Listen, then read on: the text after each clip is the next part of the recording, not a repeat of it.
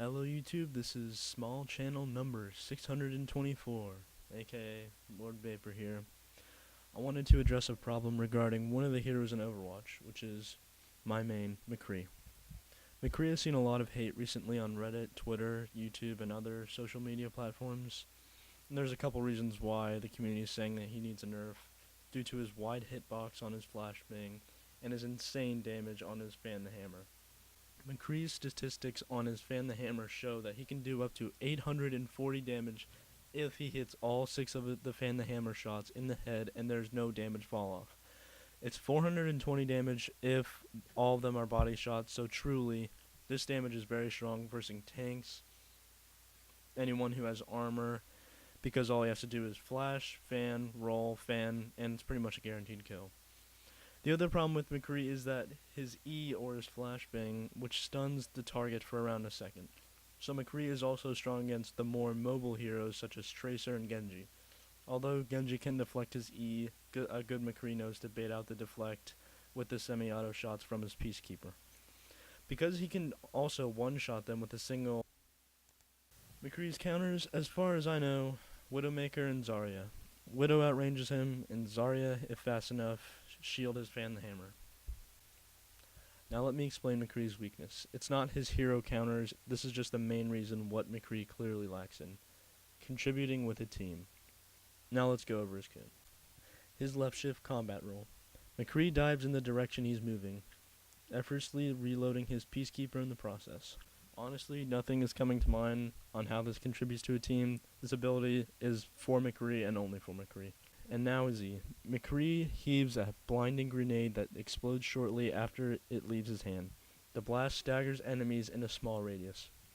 Yeah, emphasis on that small radius there. It's pretty small. Kinda like my pee-pee. Got him. This can actually contribute more than you think. For example, if there's a Reinhardt shielding enemy offensive team, blocking defensive forces such as Bastion, Torbjorn, and whatnot, McCree can flank from the right or left or behind, stun the Reinhardt, and it puts down his shield, bring attention to McCree, and let his whole team die. It's Reinhardt's fault. His E can also cancel a lot of ultimates. Roadhog's ult, Pharah's ult, and pretty much all ults that aren't instant can be interrupted by McCree's flash, but I'll get into that later. McCree's right mouse button.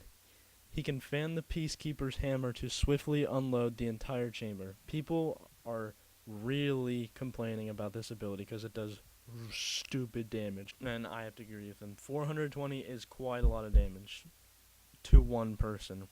Technically, this is an AoE ability because it fires wildly firing shots, but it's meant as a 1v1 ability. It doesn't do damage to 3 or more people at a time, and I say 3 because I've killed 2 people with one fan before.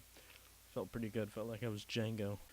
Anyway, his ultimate, Deadeye. Focus, mark, draw. McCree takes a few precious moments to aim. When he's ready to fire, he shoots every enemy in his line of sight. The weaker the targets are, the faster he'll line up a kill shot. This is like the most offensive team-oriented skill McCree has to offer. It sounds strong because you can potentially one-hit someone with McCree, but McCree is very vulnerable at the time, and he screams, "It's high noon," which indicates to take cover, cause it's 12 o'clock p.m. The most you'll ever get is 1 or 2 people with an average ult. Alright, that's gonna do it for this part. I have so much more rambling, but it would like go on for like 5 more minutes, and I'm not going to make it like a boring 10-minute video of me complaining about people hating on McCree, so there'll be a part 2.